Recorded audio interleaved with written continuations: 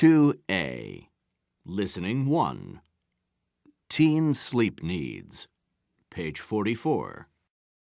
Teenagers, when allowed to, sleep nearly 9.5 hours every night, as much as young children. But unlike young children, even when teens do get their full sleep, they're still out of sync with everybody else. They have waves of sleepiness in the daytime and then surges of energy in the evening, making them wide awake late at night. But not, Carskadden has discovered, for the reasons most of us assume. Page 44. Listen for main ideas. We kind of always thought that adolescents stayed up late because they like to, which they do, and because there's plenty of things to do, which there are.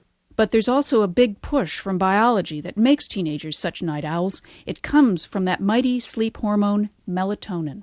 Melatonin is a wonderfully simple signal because it turns on in the evening. You're getting sleepy. And it turns off in the morning. And you awaken. During adolescence, melatonin isn't secreted until around 11 p.m., several hours later than it is in childhood. So the typical teenager doesn't even get sleepy till that melatonin surge signals the brain that it's night, no matter how early the teen goes to bed. And the melatonin doesn't shut off till 9 hours later, around 8 a.m. But of course, most high schools start around 7:30.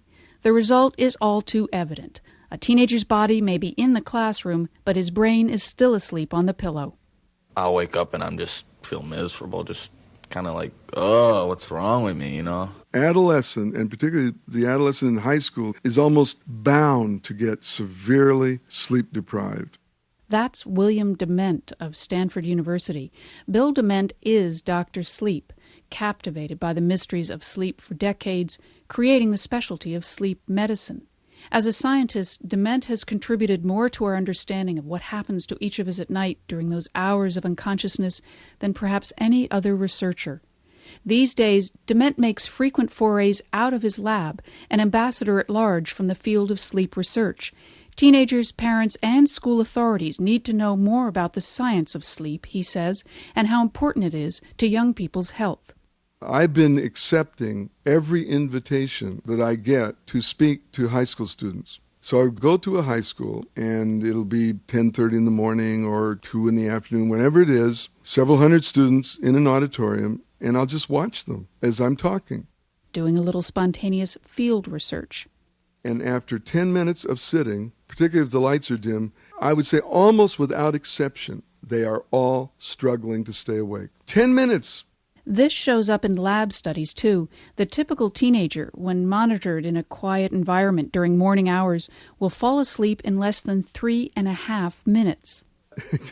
It's just like magic. It's like somebody turned on some kind of gas in the auditorium, and they all look gassed.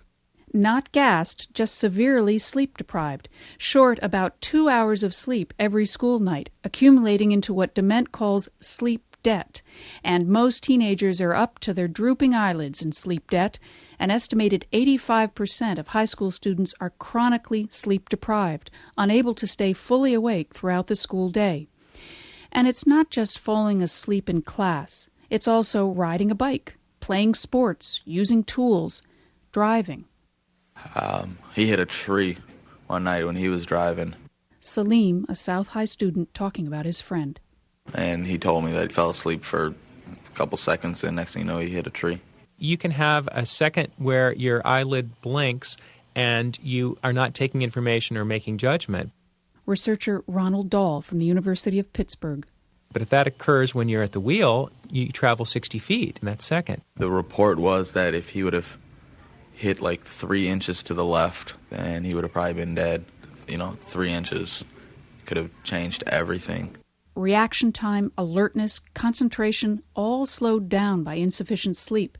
The Federal Department of Transportation estimates teenage drivers cause more than half of all fall-asleep crashes.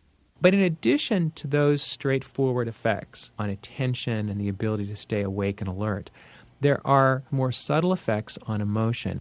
Dahl is studying how adolescents balance their cognitive thoughts and their emotions.